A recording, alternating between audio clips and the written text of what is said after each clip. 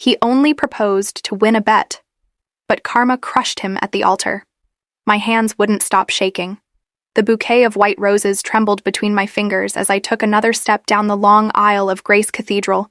The organ music filled every corner of the church, and all eyes were on me. Friends, relatives, co-workers, all watching me walk toward my future, toward Ethan. He stood at the altar, tall and handsome in his black tuxedo. His dark hair was neatly combed, and that smile that made me fall in love with him lit up his face. My heart beat so fast I thought it might burst through my white dress. "You're doing great," whispered my Uncle Ben, who was walking me down the aisle. My parents had died in a car crash 5 years ago, leaving me alone with their money and an emptiness no one could fill. Until Ethan came into my life, I took another step, remembering how we met at that bookstore downtown. How he noticed the romance novel I was reading. How he asked me what I liked about it, really listening to my answer. No man had ever paid attention to what I thought before. No man had ever made me feel so special. As I got closer to the altar, I could see Ethan's eyes, those dark brown eyes I'd spent hours looking into. They seemed different today. Nervous. But that was normal, right? Everyone gets wedding day jitters. The church was beautiful. Candles flickered all around us. Flowers decorated every corner. It was everything I'd dreamed of since I was a little girl. I reached the altar. Ethan took my hand, and I felt that familiar warmth spread through me. This was it. This was my happy ending. The priest began the ceremony. He talked about love and commitment. I barely heard the words. I was too busy looking at Ethan, at the man who would be my husband. And then, the moment came. If anyone has reasons why these two should not be wed, speak now or forever hold your peace. The silence that followed lasted only seconds. Then, "He's marrying her for a bet." The voice cut through the church like a knife.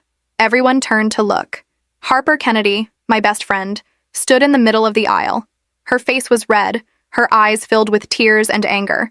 "Ethan made a bet that he could get you to marry him for money," she shouted. "I heard him at his bachelor party. He never loved you, Charlie." The world stopped. Everything disappeared. All I could see was Ethan's face. I waited for him to deny it, to tell everyone it was a lie, to look at me and say, "Charlie, I love you." But he didn't. His face went pale. His mouth opened, but no words came out. And in that silence, I knew it was true. "Ethan," my voice was small, broken. "Tell me it's not true." He looked at me, his eyes wide with panic. "Charlie, I can explain." That was all I needed to hear. I dropped my bouquet. The roses scattered across the floor. Tears blurred my vision as I turned and ran, my white dress trailing behind me. I pushed past guests, ignoring their shocked faces and whispers. I needed air. I needed to escape. The heavy church doors opened with a loud bang as I burst through them. The bright San Francisco sunshine hit my face, a cruel contrast to the darkness that had just swallowed my heart. I ran down the steps, nearly tripping on my dress. I didn't know where I was going. I just knew I had to get away. "Charlie, wait." I heard Harper's voice behind me, but I couldn't stop. I couldn't face anyone. I kept running until I couldn't breathe, until my legs gave out and I collapsed on a bench in a small park blocks away from the church. My wedding dress spread around me like a cruel joke. Everything had been a lie. Every kiss, every touch, every "I love you," all part of a bet, a game. I sat there as my perfect day turned into my worst nightmare, as the truth hit me that the man I loved had never loved me back. I was just a prize to be won, just a rich girl to be played. The tears came then, hard and painful, sobs that shook my entire body. My chest hurt like someone had reached in and squeezed my heart until it broke. I thought about all the times Ethan had held me, all the times he'd told me I was special. Lies.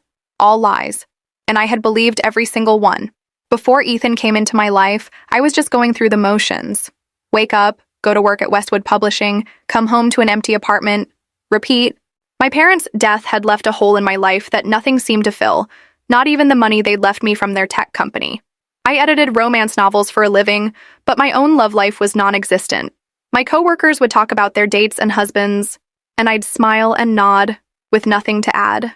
Harper, my best friend since college, tried to set me up a few times, but the dates were always awkward or boring. "You need to get out more," Harper told me over lunch one day. "Join a club, take a class, something. You're not going to meet anyone holed up in your apartment with your cat. Max likes my company," I joked. But I knew she was right. I was lonely. I just didn't know how to fix it. The following Saturday, I decided to visit City Lights bookstore. It had always been one of my favorite places in San Francisco. The smell of books, the quiet atmosphere, the feeling that I was surrounded by 1,000 different worlds I could escape into. I was in the fiction section, looking at a Nicholas Sparks novel, when someone bumped into me from behind. The book fell from my hands. "I'm so sorry," a deep voice said. A man bent down to pick up my book. When he straightened, I found myself looking into the most beautiful brown eyes I'd ever seen. He glanced at the book in his hands. "The Notebook? That's a good one." I was surprised. Most men I knew wouldn't be caught dead reading Nicholas Sparks. "You've read it?" "Sure," he said with a smile that made my heart skip. "It's a powerful love story." He was tall, with dark hair and a face that belonged in magazines. But it was the way he looked at me, like he was actually seeing me, that made my cheeks warm. "I'm Ethan," he said, handing the book back to me. "Charlie," I replied. "Well, Charlotte, really. But everyone calls me Charlie." "Charlie," he repeated, his eyes never leaving mine. "It suits you." We talked about books for almost an hour. He seemed genuinely interested in what I had to say. When was the last time a man had actually listened to me? I couldn't remember. "I'm sorry," I said suddenly, realizing I'd been rambling about my favorite authors. "I'm talking too much." "No, not at all," he said. "It's refreshing to meet someone who cares so deeply about something." The way he looked at me made me feel like I was special, like what I had to say mattered. "Would you like to get coffee sometime?" he asked. "Continue this conversation." I hesitated. He was gorgeous, smart, and seemed nice. What would a man like that want with plain, quiet me? But the warmth in his eyes gave me courage. "I'd like that," I said. 2 days later, we met at a small cafe near Fisherman's Wharf. I spent an hour picking out what to wear, finally settling on a simple blue dress. I arrived 5 minutes early, nervous and wondering if he'd show up. He was already there, standing as I walked in. He pulled out my chair and said, "I ordered you a vanilla latte. I noticed that's what you were drinking at the bookstore." I couldn't believe he'd remembered such a small detail. "Thank you," I said, touched by his thoughtfulness. Over coffee, we talked about everything. I told him about my job at the publishing house, my apartment in North Beach, even Max, my cat. He told me he worked in investment banking but made it sound less intimidating than I'd imagined. He grew up in Chicago, he said, and moved to San Francisco for work 5 years ago. "What about your family?" he asked. The question made my smile fade. "My parents died in a car accident 5 years ago. It's just me now." "I'm so sorry," he said, reaching across the table to touch my hand. His skin was warm against mine, and I felt a flutter in my chest. "It's okay," I said, trying to smile. I still miss them every day, but I'm doing all right. I didn't mention the money they'd left me. I never did with men I'd just met. Too many guys had shown interest in my bank account rather than me. Our coffee date turned into dinner. Dinner turned into a walk along the pier. As the sun set over the Golden Gate Bridge, casting an orange glow over the water, I found myself laughing more than I had in years. When he walked me to my door at the end of the night, I thought he might kiss me. Part of me wanted him to. Instead, he squeezed my hand and said, "I had a great time." "Me too," I replied, feeling like a teenager with her first crush. After he left, I leaned against my door, a silly smile on my face. For the first time in a long time, I felt hopeful. Like maybe there was something good waiting for me after all. I had no idea that I'd just met the man who would break my heart in front of everyone I knew. After that first date, Ethan and I started seeing each other regularly. Dinners at cozy restaurants, movies where he'd hold my hand in the dark, walks through different neighborhoods of San Francisco. Each time we met, I fell a little harder for him. "He's different from other guys," I told Harper over brunch one Sunday. "He actually listens when I talk. And he remembers everything. My favorite flower, the book I mentioned wanting to read, everything." Harper looked skeptical. "Nobody's that perfect, Charlie." "He's not perfect," I said, though I was hard-pressed to think of any flaws. "He's just right for me." About a month into our relationship, Ethan and I planned a picnic in Golden Gate Park. The weather forecast promised sunshine, but this was San Francisco. The fog and rain had a mind of their own. We just spread our blanket on the grass when the sky opened up. Not a gentle drizzle, but a sudden downpour that had us running for cover under a nearby tree. "So much for our picnic," I laughed, pushing wet hair out of my face. Ethan pulled me close, partly to keep me warm, partly just to hold me. "We'll try again tomorrow." As we stood there, watching the rain come down in sheets, I noticed a small figure huddled on a bench about 50 yards away. A child, maybe 7 or 8 years old, soaking wet and alone. Without thinking, I stepped out from under our shelter and into the rain. "Charlie, wait!" Ethan called, but I was already moving toward the bench. By the time I reached the child, a boy with dark skin and frightened eyes, I was soaked through. I knelt in front of him, trying to look as non-threatening as possible. "Hey there," I said gently. "Are you okay? Where's your mom or dad?" The boy shivered, his thin t-shirt plastered to his small frame. "My mom's at work. She tells me to wait here after school until she can pick me up." I immediately took off my jacket, a nice one Ethan had bought me just a week before, and wrapped it around the boy's shoulders. "You must be freezing," I said. "What's your name?" "Marcus," he whispered, pulling the jacket tighter around himself. "I'm Charlie, and this is Ethan," I said as Ethan joined us. "How about we wait with you until your mom comes?" Marcus looked at us suspiciously, but nodded. I sat right next to Marcus on the wet bench, not caring that my dress was getting soaked. I asked him about school, his favorite subjects, his friends, anything to keep him talking and distracted from the cold and rain. Ethan stood nearby, looking uncomfortable. He wasn't used to kids. He'd told me once. But after a few minutes, he sat on Marcus's other side and started talking about Spider-Man, which turned out to be Marcus's favorite superhero. We sat there for almost an hour, all three of us drenched and cold. When Marcus's mother finally showed up, a tired-looking woman in a waitress uniform who'd clearly been running, she nearly broke down in tears when I explained what happened. "Thank you," she said over and over. "Most people just walk by. They don't stop." "Anyone would have done the same," I said, waving away her thanks. As Ethan and I walked back to his car, both of us soaked to the bone, he looked at me strangely. "What?" I asked, suddenly self-conscious. "You're soaked," he said, turning up the heat in his car. "We should get you home to change." I nodded, teeth chattering. "I hope Marcus will be okay. His mom works such long hours, and they don't have much." "You're a good person, Charlie," Ethan said, his voice soft. I looked at him, surprised by his serious tone. "It was just a jacket." "It was more than that," he said, and the way he looked at me made my heart swell. Over the next few weeks, I introduced Ethan to my world, my favorite hidden bookstores, the little cafe where I wrote in my journal, the bench in the park where I fed the pigeons on Sunday mornings. He seemed genuinely interested in all of it, in all of me. Looking back, there were signs I should have seen. The way he sometimes checked his phone too often when we were together, how he kept me separate from his friends, the vague answers about his past relationships.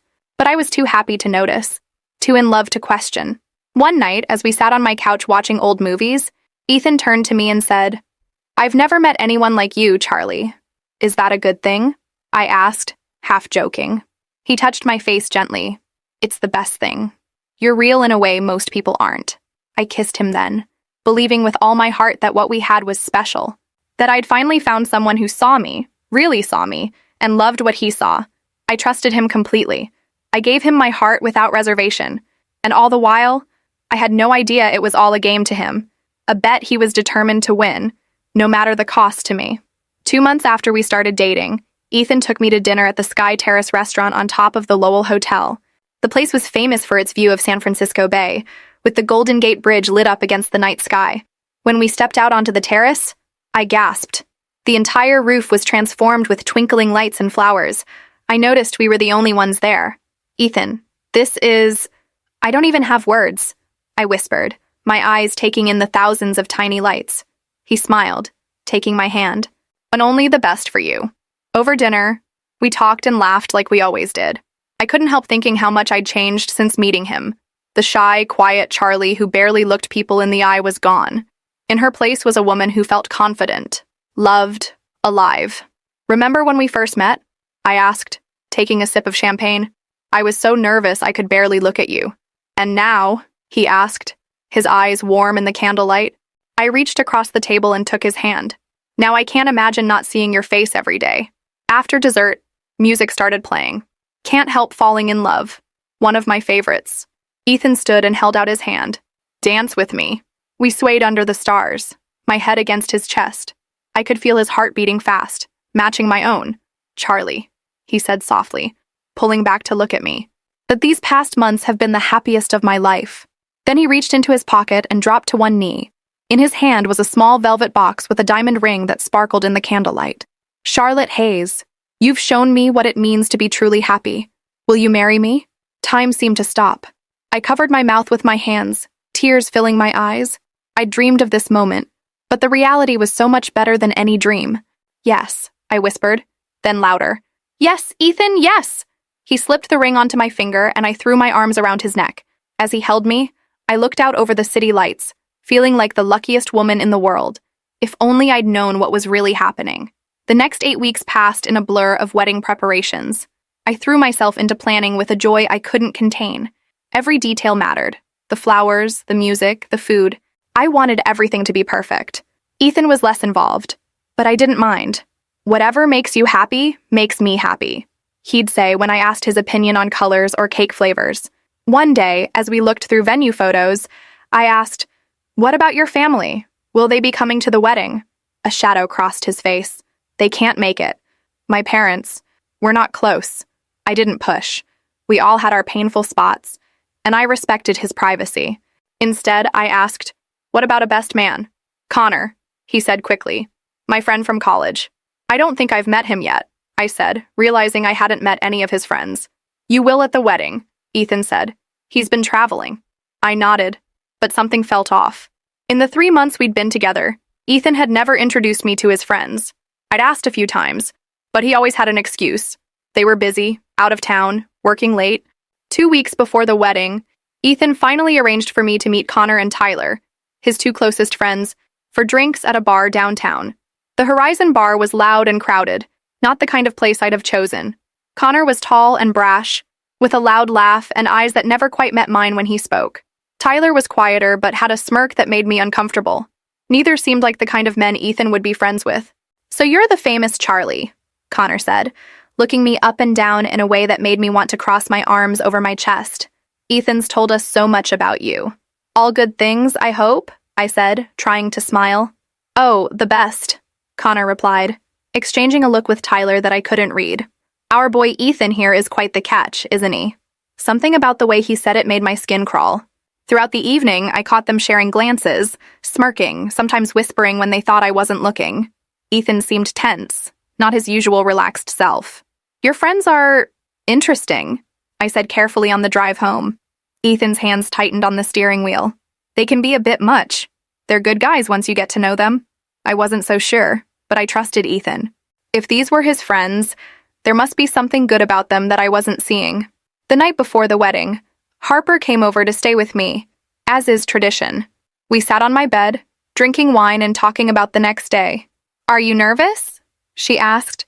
"A little," I admitted, but mostly excited. "I can't believe I'm marrying Ethan tomorrow." Harper hesitated, twirling her wine glass. "Charlie, are you sure about this? It's all happened so fast."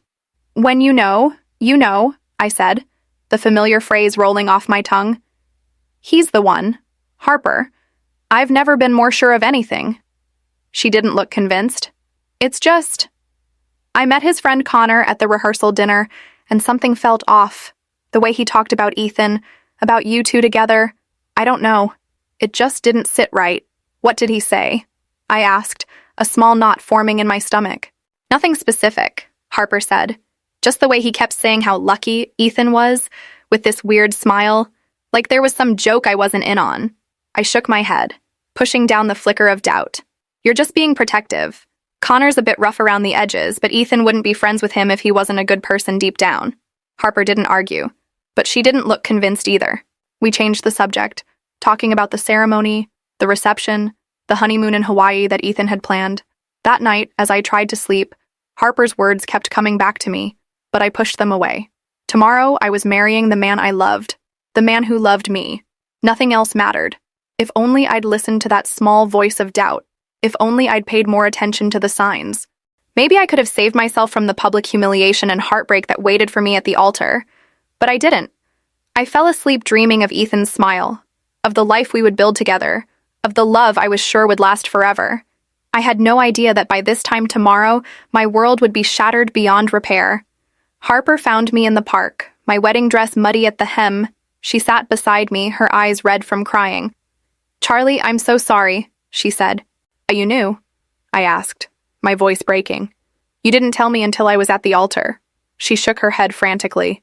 I only found out last night at his bachelor party. I went to drop off your uncle's cufflinks. I remembered the silver cufflinks that had belonged to my father. The door was open. Harper continued. I heard them talking about you, laughing. My stomach twisted. What did they say? Connor bet Ethan $50,000 that he couldn't get a woman to marry him within 6 months. It had to be someone with money. That's why he picked you. Each word hit me like a physical blow. You have proof. She nodded, pulling out her phone. I recorded some of it. Through the tiny speaker came Connor's voice. To Ethan Mitchell, the man who turned a $50,000 bet into a lifetime of wealth. Then Ethan's voice. To be fair, it wasn't just about the money. Right, Tyler added. It was about proving you could make any woman fall for you in 6 months. He never loved me, I whispered. It was all fake. I stood suddenly. I need to see him. I walked back to the church, my feet bleeding in my white heels. I found Ethan in a small room, a glass of whiskey in his hand. Was it true? I asked, my voice steady despite the storm inside me. Was our relationship a bet? He hesitated, just for a second, but it was enough. Answer me, I shouted. It started that way, he admitted. Connor made the bet after I complained about being broke. I took it. So our meeting at City Lights was planned. He nodded. I'd seen you there before. I knew who you were, that your parents had left you money. The proposal, the ring. The bet was just to get you to the altar, he said quietly. The ring was from Connor. It's not even real diamond. I pulled it off and threw it at him. It bounced off his chest and clattered to the floor. I hope the $50,000 was worth it, I said, my voice breaking, because you lost any chance at my money, and you lost the only person who ever truly loved you. Charlie, please. I'm sorry. I looked back at him one last time. No, you're not. You're just sorry you got caught. As I walked away, something broke inside me. My trust, my faith in love, my belief that I could tell when someone was being genuine, all shattered into pieces too small to ever put back together. I moved to Seattle 2 weeks later. I needed rain, gray skies, and a city where no one knew my story. I took only what fit in my car and drove north. My apartment had a view of Puget Sound. I found a job at a small independent publisher. The work wasn't challenging, but it kept me busy. Harper called often at first. You need to get out, she said during one call. Join a book club or something. To get her off my back, I promised I would. The local library had a weekly book club, and though I sat in the back at first and didn't speak, the book they were discussing, about a woman rebuilding her life after tragedy, spoke to me. I think the author captures the way grief changes you, I said suddenly, how it makes you see the world differently. A man sitting across the circle nodded. Exactly. It's not just sadness, it's a complete shift in perspective. After the meeting, he approached me. I'm David, he said, extending his hand. That was a really insightful comment. He was in his early 40s, with kind eyes and salt and pepper hair. Not conventionally handsome like Ethan, but steady and solid. I'm Charlie, I replied. First time at book club? He asked. I nodded. Mine too, he admitted. My wife used to come, but she passed away last year. Cancer. His honesty disarmed me. I'm sorry about your wife. Would you like to get coffee? He asked. Just as fellow book club members? For the first time in months, I smiled. I'd like that. Coffee with David became a weekly tradition. We talked about books mostly, but his patience made it easier to open up. I was engaged, I told him one evening. It didn't work out. David nodded, not pushing for more. He was marrying me for a bet, I blurted out. Instead of pity, David reached across the table and briefly touched my hand. Then he was an idiot who didn't deserve you. Simple words, but they made me feel seen. Slowly, David and I became friends. He showed me his Seattle, hidden bookstores, coffee shops, quiet corners where you could watch the ferries. I began to see beauty again. Rain making city lights blur, the taste of fresh blackberries, seagulls in the morning. 6 months after moving, I realized I'd gone a whole day without thinking about Ethan. The realization made me cry from relief. I was healing. A year after arriving, David asked me to dinner. My heart raced. Was this a date? Was I ready? I have something to ask you, he said. David, the publishing company I work for is looking for an editor. He interrupted. Someone with experience in fiction. I thought of you. I blinked, surprised and relieved. That would be wonderful. You thought I was going to ask you out, didn't you? I blushed. Maybe, Charlie, he said gently. I value our friendship too much to rush you. I know you're still healing. If something more is meant to happen, it will when we're both ready. His understanding brought tears to my eyes. Months passed. My new job challenged me. I made friends, started hiking, adopted a dog named Max Jr. David and I grew closer. Our coffee dates turned into dinner dates, then weekend trips. When he finally kissed me, standing on a ferry deck, it felt right. Safe. I'm falling in love with you, he whispered one night. I don't expect you to say it back. But I did because it was true. I loved his kindness, his honesty, his quiet strength. On my 33rd birthday, David proposed with a simple sapphire ring. I know what you've been through, he said. This isn't a grand gesture. It's a simple question. Will you build a life with me? A real life, with all its ups and downs. I said yes without hesitation. 3 months before our planned wedding, David went for a routine physical. The doctors found cancer, advanced, aggressive. How long? David asked. 6 months? Maybe a year with treatment? We got married the following week in the hospital chapel. David insisted. We had 8 months together as husband and wife. 8 precious months of love and pain, hope and despair. The night David died, he made me promise something. Don't close your heart again, he whispered. What happened with Ethan, and now this. It would be easy to decide love isn't worth the pain, but it is. Charlie. I held his hand until his breathing stopped. At 34, I was a widow. The pain was different from Ethan's betrayal. Cleaner somehow, but no less devastating. For months, I wore David's ring on a chain around my neck. A year after his death, I made a decision. It was time to go back to San Francisco, not to run from grief, but to face my past. Are you sure? Harper asked. David taught me that running away doesn't heal you, I said. Facing things does. San Francisco hadn't changed, but I had. I wasn't the same naive Charlie who had run away heartbroken. I'd loved and lost in ways that had shaped me into someone stronger. Harper helped me find an apartment in North Beach. I got my old job back at Westwood Publishing. Are you sure you're ready? Harper asked as she helped me unpack. I placed a photo of David and me on the bookshelf. I'm not running anymore. San Francisco was my home long before Ethan. A month later, I ducked into City Lights bookstore to escape a downpour. I was browsing poetry when I felt someone watching me. I turned, and there was Ethan. He looked different, thinner, with shadows under his eyes. His expensive suit replaced by jeans and a faded coffee shop t-shirt. Charlie? He said, disbelief in his voice. My heart hammered, but I kept my face neutral. Hello, Ethan. You're back in San Francisco. I am. He was holding a book of Neruda's poetry, my favorite. How have you been? He asked. What a question. Heartbroken, rebuilt, married, widowed. I've been many things, I said simply. And you? Something flashed in his eyes. I've been trying to be better. A customer needed to squeeze past, breaking the moment. I should go, I said, moving toward the door. Charlie, wait, he called, but I was already outside. That night, I told Harper about the encounter. He works at a coffee shop, she asked, surprised. What happened to banking? I don't know, I didn't stay to chat. Good, Harper said firmly. A week later, curiosity led me to the daily grind, the coffee shop from Ethan's shirt. There he was, behind the counter. When he saw me, he froze mid-sentence. I got in line, and when my turn came, I ordered a simple black coffee. Charlie, he said quietly, you came. I was curious. Last I knew, you were climbing the corporate ladder. A lot's changed. We can't talk now, but maybe after your shift. I'm done at 4, he said. There's a bench in the park across the street. At 4:15, Ethan sat beside me, keeping a respectful distance. What happened to your banking job? I asked. I lost it. After what happened with us, I started drinking. Missed work? Made mistakes? They fired me 6 months later. I'm sorry, I said, surprised to find I meant it. Don't be.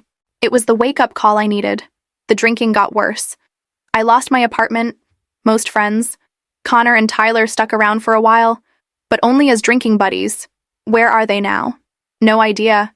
When I decided to get sober, they wanted nothing to do with me. I've been sober for 18 months now. The coffee shop was the only place that would hire me with my record. He continued, DUI, public intoxication? And you're okay with that? After being a banker. A small smile touched his lips. Strangely, yes. It's honest work. I make people happy with coffee instead of moving numbers to make rich people richer. Why are you telling me this? I asked. Because you deserve the truth. And because I've owed you an apology for 3 years. Part of me wanted to walk away, but another part, the part that had loved and lost David, wanted to hear him out. I'm listening, I said. What I did was unforgivable. There's no excuse. I was selfish, greedy, and cruel. Yes, you were, I agreed, not making it easier. In my AA meetings, we talk about making amends. You've been at the top of my list for a long time. I touched David's ring. Some things can't be made right with an apology. I know, he said. I don't expect forgiveness. I just needed you to know how sorry I am. What happened to you after you left? I considered not telling him, but somehow it felt right. I moved to Seattle, started over, met someone wonderful, got married. Ethan's eyebrows rose.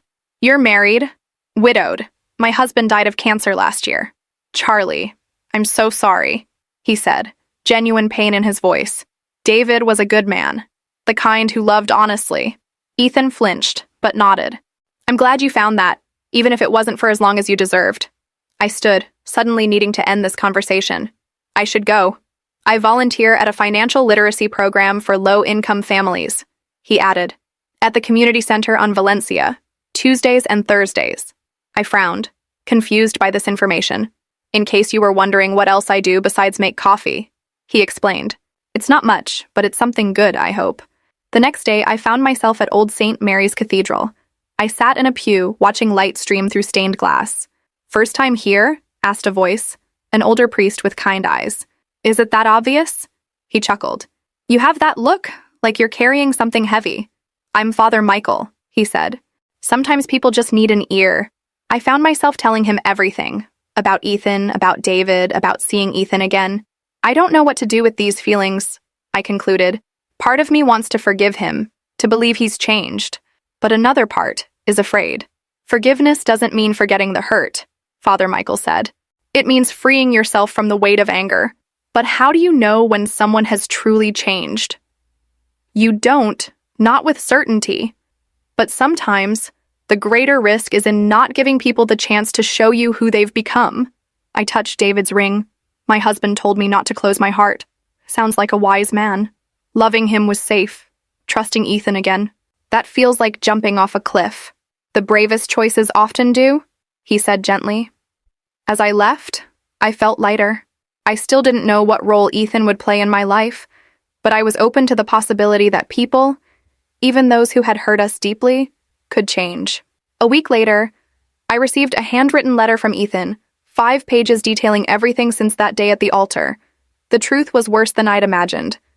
The bet started as a drunken joke, but turned serious when Ethan needed money. He admitted targeting me specifically, researching my routine, practicing what to say before our chance on meeting. But then he wrote, somewhere along the way, the lines blurred. I found myself enjoying our conversations. There were moments, like that day with Marcus, when I saw who you truly were, and I was in awe. But I was too proud and too cowardly to back out. He described his spiral after I left. The drinking, job loss, rock bottom of a jail cell after a DUI, his recovery, the hard work of facing his demons in AA. I don't write seeking forgiveness, he concluded. You owe me nothing. I write because you deserve the complete truth, and because facing what I did is part of becoming someone who would never do such a thing again. I read it 3 times, crying for the terrible waste of it all. On Tuesday evening, I went to the community center. I slipped into the back of Ethan's financial literacy class. He was patient, explaining concepts clearly without talking down to anyone. When an older woman asked the same question repeatedly, he answered differently each time until she understood. I watched for an hour, unnoticed. This wasn't the Ethan I'd known, the ambitious banker obsessed with status. After class, I slipped out before he could see me. But I returned the following week, and the week after, the 4th time, he spotted me. Charlie, you came. I got your letter, I said. Would you like coffee? Or would that be too much? I thought about David's final request that I not close my heart. Coffee would be okay, I said. At a nearby cafe, I asked, why financial literacy of all things? Because money ruins lives when people don't understand it, he answered. I spent years helping rich people get richer. Now I help people who really need it. And the coffee shop pays the bills. I'm not exactly employable in finance anymore, but it's honest work. Honest, I repeated. That's important to you now. It's everything. Living honestly, even when it means facing the worst parts of yourself. I'm not ready to be friends, I said. I don't know if I'll ever be. I understand. But I'd like to know more about your volunteer work. It seems worthwhile. A small light flickered in his eyes. I could use an assistant teacher. Someone good with words who could help with better materials. I could do that, I said cautiously. Just as a volunteer. Just for the program. Of course, no strings attached. Over the next months, I helped improve his teaching materials. We kept things professional, meeting only at the community center or public cafes. I watched him closely but saw only consistent, genuine change. The way he listened to his students, the pride in their progress, how he remembered everyone's names, their children's names, their specific challenges. Slowly, I began to lower my guard. Our conversations expanded. I told him about Seattle, my writing, even David. He told me about recovery, his AA friends, attempts to reconnect with family. 6 months later, Ethan invited me to coffee. He seemed nervous. I've been offered a job with the nonprofit, developing financial courses for high schools. That's wonderful, I said, genuinely happy for him. It would mean leaving the coffee shop, having a real career again. But they want me to move to Oakland. When would you start? Next month. But Charlie, I told them I needed to think about it. These past months, working with you, it's become the best part of my life. You should take the job, I said. It's a great opportunity. His face fell slightly. You're right. And Oakland isn't far, I continued, heart racing. We could still see each other, if you wanted. The hope in his eyes was unmistakable. I'd like that. Very much. That night, I held David's ring in my palm. Am I crazy to trust Ethan again? I could almost hear David. Trust your heart, Charlie. It's smarter than you think. The next day, I called Ethan. Take the job. But before you go, I'd like dinner. A real dinner. Just us. Like a date. Like a beginning, I replied. Over dinner at a small Italian restaurant, I admitted, I'm terrified of trusting again, of being wrong about you. I'm scared too, he said. Scared I'll somehow hurt you again. Then why risk it? Because some things are worth the risk. Because the person I am now wants to be worthy of you, even if I never fully can be. Slowly, we built something new. Not a whirlwind romance, but something steadier, more honest. Harper was furious when I told her, after everything he did. Have you lost your mind? He's changed, I insisted. This isn't the same Ethan. People don't change that much. They can if they want to badly enough. Eventually, Harper agreed to meet him. She was cold at first but had to admit he was different. 6 months later, I took David's ring and asked Ethan to meet me at the beach. There's something you should know about my time in Seattle, I said. I told him David's full story, how he helped me heal, how deeply I loved him, how devastating his loss was. He sounds like a wonderful man, Ethan said softly. He was, and he taught me that the heart can heal, that trust can be rebuilt. I showed him David's ring. I've kept this close since he died, as a reminder of what real love looks like. He'll always be part of who you are. Yes, but I don't need this to remember him. I placed the ring in Ethan's palm. David's last words were to not close my heart, to believe love is worth the risk. What are you saying, Charlie? I'm ready to let go of the past, all of it, to see what might be possible between us now. I don't deserve this chance. Maybe not. But you've earned it, day by day, choice by choice. 6 months later, we married on a small beach north of the Golden Gate Bridge. Just us, close friends, and a justice of the peace. I wore a simple blue dress. Harper walked me across the sand, yes, the same Harper who exposed his lie at our first wedding. 2 years ago, I thought my heart was broken beyond repair, I said as we exchanged vows. I was wrong. Hearts can heal. People can change. Ethan squeezed my hands. I promised to spend every day earning this second chance. No bets, no games, just real love. As the sun set over the Pacific, we said simple promises to be honest, kind, forgiving. Before we kissed, Ethan whispered, Thank you for believing people can change. I touched his face. Thank you for proving me right. That night, watching the fog roll in from our beach cottage, I made peace with my past. With all of it, the betrayal, the grief, the forgiveness. And in that peace, I found happiness built not on fairy tales, but on the simple truth that even broken hearts can heal. That even unlikely stories can have happy endings. If only you're brave enough to turn the page, touched by my story. Like and comment with the moment that resonated most with you. Subscribe for more stories like mine. Share with a friend who needs inspiration. Don't miss the next video.